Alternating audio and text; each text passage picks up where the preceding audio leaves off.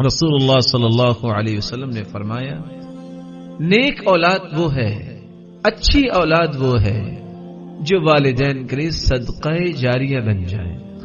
इंसान जब दुनिया से रुखसत हो जाता है तो 3 अमाल ऐसे बाकी बच जाते हैं जो मुसलसल उसकी नेकियों के इजाफे के बायस बनते रहते हैं।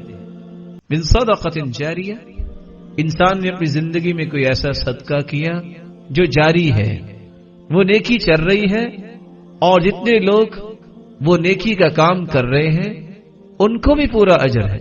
ला युनक़िसु ज़ालिका मिन उजूरिहिम शैअ, और नेकी का सबब बनने वाला, नेकी की चाबी बनने वाला, उसको भी सबके बराबर अजर मिलता है।